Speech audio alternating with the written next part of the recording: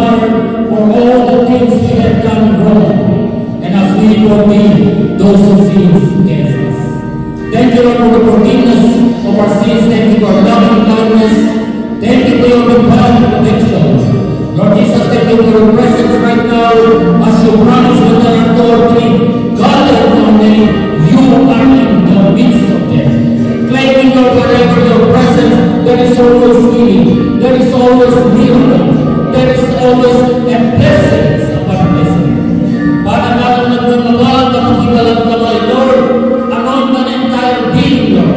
Use my hand to be the extension of your hand to heal your people today. Use my lips to be the extension of your lips to proclaim your gospel. So Father God Almighty, anoint my entire being, my heart especially, Lord. Anoint also your word, and anoint also the hearts of my brothers and sisters who are here, that they will be able to learn and to hear the word and to live according to your will and purpose. Father God Almighty, by faith, we claim, Lord, that today, by this very afternoon, that we will be going home a basket full of blessing in the name of Jesus. So Father God Almighty, by faith, we claim that today, you will open the door of heaven to pour out blessing, healing, miracles, and miracles to your people. And Father God, thank you very much for this very successful Gawali, this congregation, this very afternoon, in the name of Jesus. So Father God, thank you, Lord, to give us some prayer in Jesus' name. Amen and amen. In the Father, and the Son, and the Holy Spirit. Amen.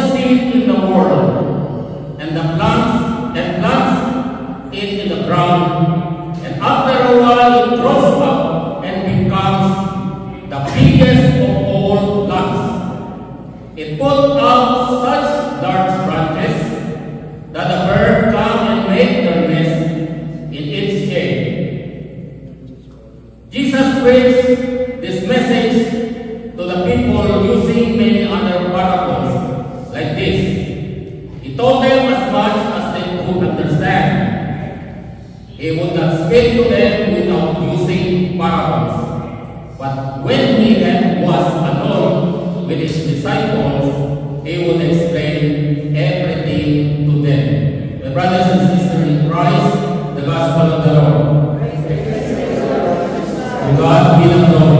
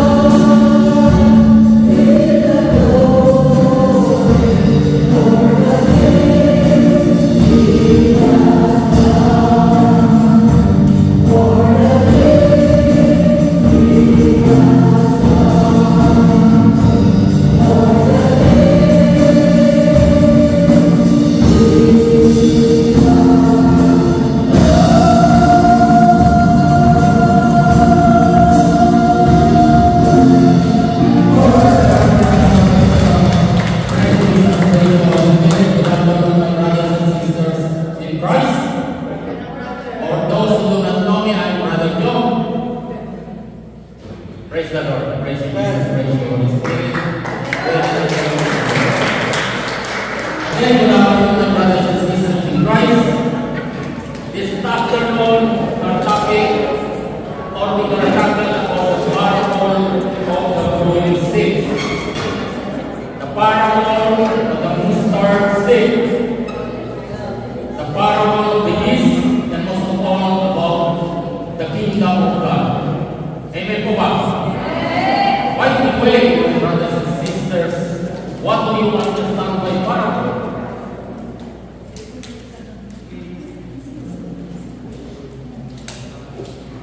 Parable, my brothers and sisters, it is a simple story or a short story used to illustrate a moral or spiritual lesson, to teach a great truth or to challenge the hearers to change their own behavior. Now, the question, why Jesus, whenever he saw the crowd, and especially the Pharisees and the Sadducees and the Herodians, why right away Jesus is telling and preaching or teaching to the crowd and to his disciples using parables? Bakit kaya? Why?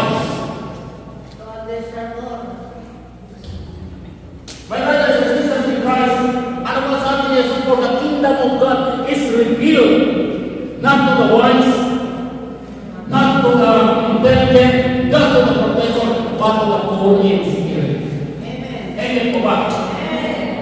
The poor in spirit, my brothers and sisters, are people who depend on God alone. The poor in spirit is not poor about money. My brothers, poor in spirit, as he says in the Beatitudes. Blessed are the poor in spirit, for theirs is the kingdom of God. That's why Jesus uses many parables in order. And ang sabi niya, for those who have eyes, let them see, but they will never understand the kingdom of God. Those who have ears, let them hear, but they will never understand the kingdom of God. For the kingdom of God is revealed to the poor in spirit. Amen po ba? That's why Jesus always uses parable. Kasi the Pharisees, the Sadducees, they want to trap Jesus in their question. They try to know what is about, like the knowing of Jesus about the law. When in fact, my brothers and sisters, these Pharisees these Sadducees, these Herodians, they are the expert of the laws. They are the one who made the law about the doctrines, about the doctrines of the Jewish life. They are the expert. That's why, do you remember in the book of the Gospel of Mark, when it said, Teacher, lumapit itong isang Pariseo at sabi niya, Teacher, what is the greatest commandment? Ang sabi naman, dinirekta agad ni Lord Jesus, You Israel, love the Lord your God with all your heart, with all your mind, with all your strength. That is the first. And the second, love your neighbor as yourself. There is no other commandment greater than this. Then natulala yung natulala yung Pariseo. That's why Jesus uses parables kapag nakita niya ang mga Pariseo na papunta sa kanya. Nakuha niyo ba? Why Jesus tell all this the crowd?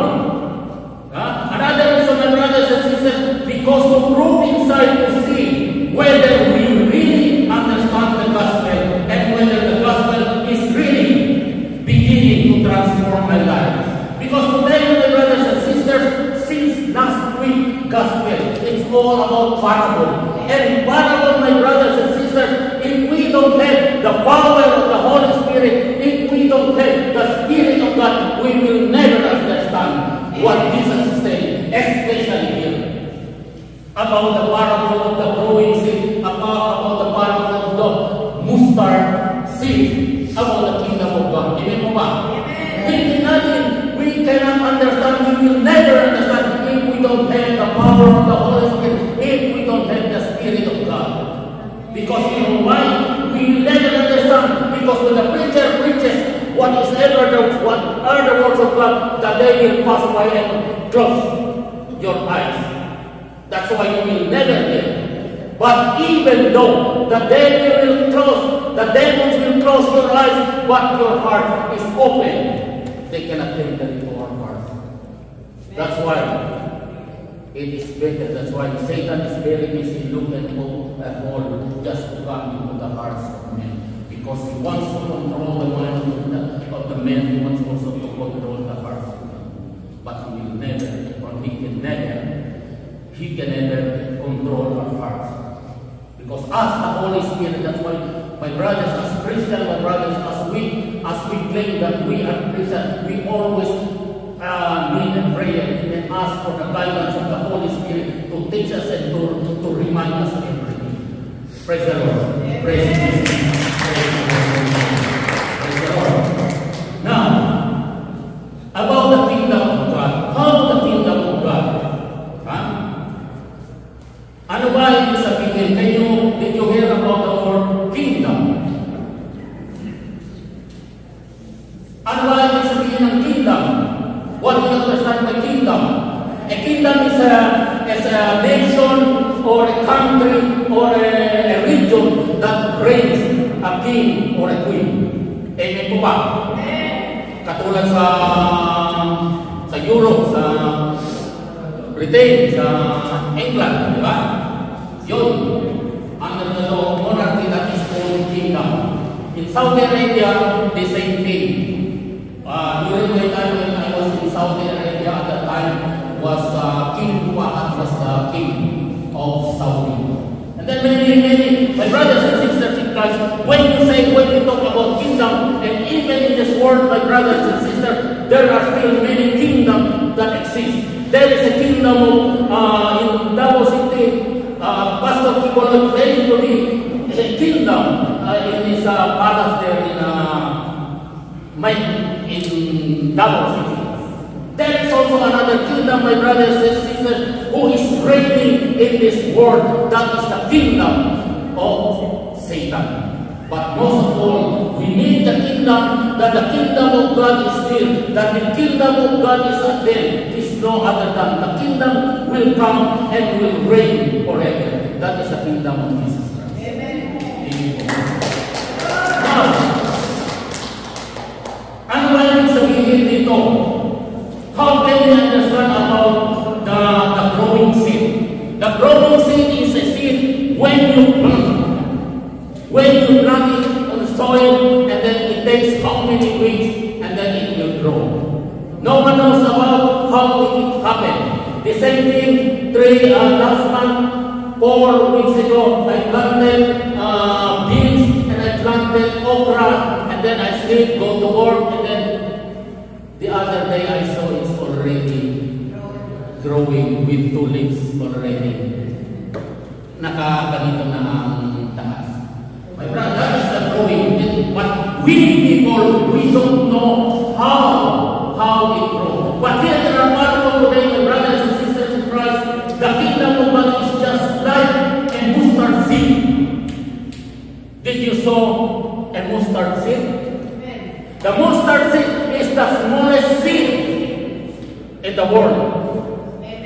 But sabi niya dito, when you plant it on the ground or on the soil, after that, it will grow and create a big branches. It will create a big branches, and then what the Bible says, and the birds of the sky will come to the tree and rest on that tree. Ano ba yung sabihin?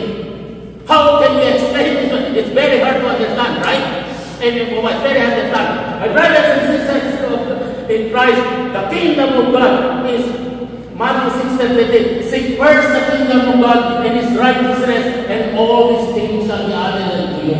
As I said, Jesus is the kingdom of God, and He is comparing to the teaching here in our gospel, the parable of the mustard seed, that the kingdom of God starts from a seed. Ang ibig sabihin, my brothers and sisters, Jesus is telling to Himself that He is the seed, He is the mustard seed. When He come to this world, when He was sent by His Father to come and teach us about the teaching, how to be saved, how to be blessed, how to experience healing, etc., etc. And Jesus came here to teach, and He began with a small seed. He is the mustard seed, my brothers and sisters in Christ. And then when He called His disciples, His 12 disciples, He teach them, He preached them, and even He let them, He gave them power. My brothers and sisters, from Jesus, who is the tiny seed, and spread to the 12 disciples, and spread also to the 72, and spread also to the 300. The word of God, the teaching of Jesus was spread around the world. Nakuha niyo ba? Yun, nag-umpisa daw kay Jesus pagkatapos sa kanyang mga disipulo ang teaching, pagkatapos to the 72, to the 300, and to all people around the world, hanggang papunta na sa amin at papunta na sa iyo. Tingnan nyo, how the kingdom of God, how the teaching of Jesus is spread into all nation, in all creation. Nakita nyo ba? Nakita nyo? And then, who are these birds who will come and rest on that tree? The birds, my brothers and sisters, represent. Praise the Lord. Praise the Lord, praise Jesus. Praise you, Holy Spirit.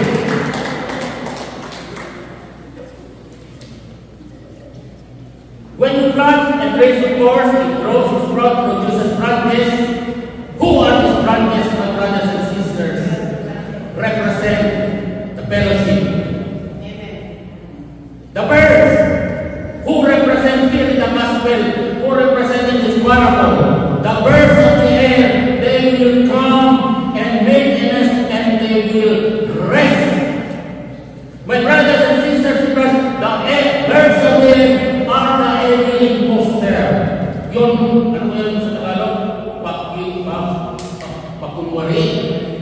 Yan na naging imposter. A person who pretends to be someone else in order to deceive others, who takes away the seed of truth. When Jesus is proclaiming, when the disciples are proclaiming about salvation, about healing, about blessing, the devil also will come and snatch the word of God into the listeners.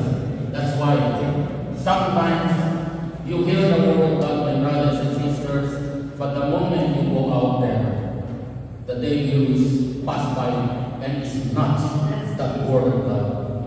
And then when later, when you arrive home, sister, where have you been? Oh, I've been in the fellowship of El Shaddai. Oh, and then I was blessed by brothers and sisters. And then your neighbor said, what is the gospel all about? I was so blessed. Oh, but what is the gospel all about? I was. My brothers and sisters in Christ, I encourage you whenever you go to the congregation, bring a ball pen and a paper, that whatever the preacher preaches and talking about giving some, what they call this, text or verses, you have to write it.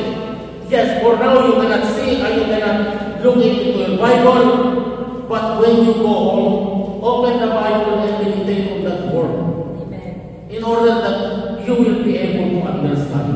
Hindi lang kayo, amen. And then you come here, my brothers and sisters, with a basket, and then you will be going home again after 1 hour, you still bring home nothing. Amen po ba? The birds are the agents of the devil. If you remember, my brothers and sisters in Christ, the great Babylon, representing the apostate church during the time in the great Babylon and Assyria. Do you remember that? When the church, the 7 churches, it is a Christian churches. But my brothers and sisters, what happened? The fall of Babylon and Assyria. What happened? The falling away, withdrawal, or abandonment of Christianity and church. Nakuha nyo? Yung mga yung churches in Assyria and Babylon at that time, my brothers and sisters, they were all Christian.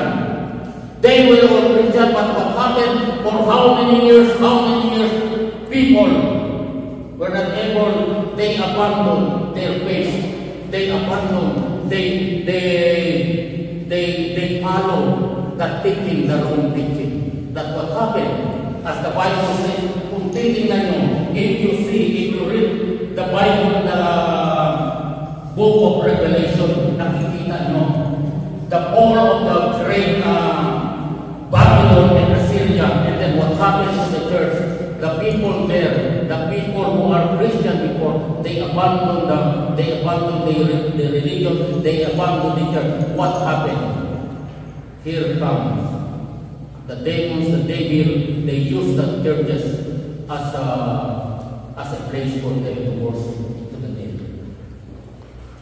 Huwag natin sitayin, my brothers and sisters in Christ. That's why we need prayers, my brothers and sisters in Christ. We need to understand because the devil is roaming around, even here right now. Nandiyan lang ang demonyo, my brothers and sisters in Christ. But that's why we have to pray. We have to ask the Holy Spirit to guide us and to remind us everything. Amen po ba? Praise the Lord. Praise Jesus. Now, the parable of the growing seed, the parable of the mustard seed, the parable of the yeast. Actually, dito sa gospel, hindi na-involve yung yeast. Hindi na-involve yung yeast.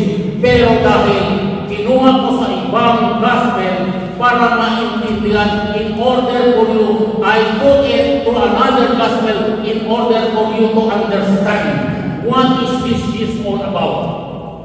The yeast, my brothers and sisters, you know what is yeast? You know what is yeast? It is a kind of something that you will mix to the flour with sugar. What happened to the yeast? If you are a baker, if you are making pandesal, they use the yeast. My brothers and sisters, remember, the yeast, my brother, open your spirit.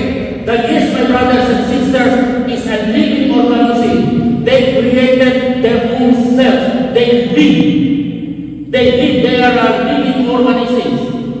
Amen po ba? Now what happened? Please open your spirit in order to understand. Now, like for example, if you are a baker, you will get 1 kilo of flour. And then you mix a sugar, and then you mix also 2 to 3 tablespoons of yeast, and then lagyan nyo ng either milk or water, whatever. And then you mix it, Mix it, after mixing it, ang sabi pa ng mga baker, palsa. Palsa. They leave it on a certain warm place. After 1 hour, what happened to the flour and to the yeast? Hindi pa umalsa. The 1 kilo become 2 kilos. Pagkatapos, when you have the 2 kilo, you set aside and then you set aside. Ay sabi mo naman, I will let you stand another 1 hour. What happened to the 2 kilos? It become 4 kilos. Yes. The kingdom of God is just like the yeast, my brothers and sisters, that is been pointing to the teaching of the Pharisees and the Sadducees. Ano daw, ang teaching of the Sadducees is just like a yeast also. That's why Jesus compared the yeast and the mustard seed. Parang pair sila. Kasi how it grows, Kung a simple dough, when you mix it with the yeast, what happened to do? It create a big dough. Amen po ba? And then, when you create a dough, what happens if you will cook it, if you will bake it, what happens? It's a big pandesal. Amen po ba? It's a big pandesal. And if the pandesal, you will not eat it for 1 week, what happened to the pandesal? Become hard at saka nagka-create ng mold. Meaning, the yeast destroy the bread. It is the same as the teaching of the Pharisees and the Sadducees. That is the false teaching, the false doctrine. They are teaching to the people around the world, especially to the Jewish people. They are teaching the wrong teaching. And what will happen? Those wrong teaching that will destroy those people who are listening, who are resting on that teaching. Nakuha nyo? You get something? The yeast will destroy the bread. The yeast will destroy the congregation, the belief of the other religion, because of the teaching. Will teach, especially to the youth. Amen po ba? Amen. Para sila rin ang mag-take over sa amin sa panahon ngayon. Amen po ba? Amen. Now, let me get something about the parable of the growing seed, about the mustard seed, and about the yeast of the Pharisees. Amen. Nakuha niyo ba? Praise the Lord. Praise you, Jesus. Praise you, God. The yeast of Abel is spread throughout all the parts of God's world.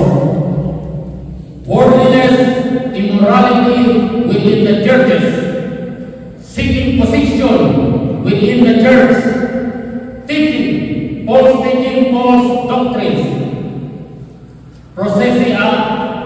professing Christians who appear righteous, but they are not really born again. Amen. Amen. That's why, my brothers and sisters in Christ, in order for us to grow, my brothers and sisters, in order for us to grow, we need to pray, my brothers and sisters. We need to ask the Lord, and we need to ask the Holy Spirit. Holy Spirit, help me understand about your gospel.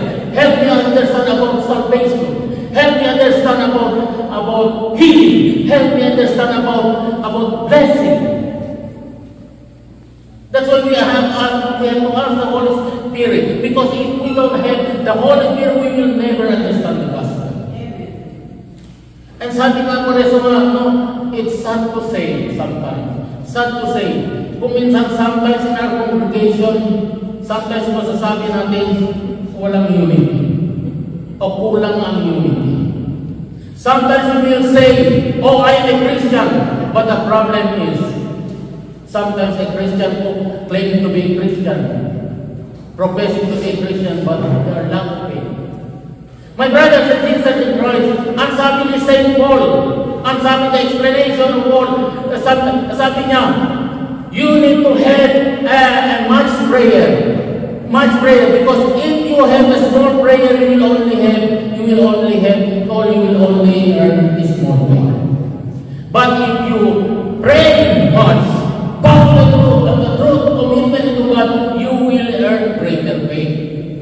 That's why sinasabi ko paulit-ulit, because sometimes last month you don't hear. Now I will try to explain you again. And sabi na, when you have a faith as big as the mustard seed, you can say to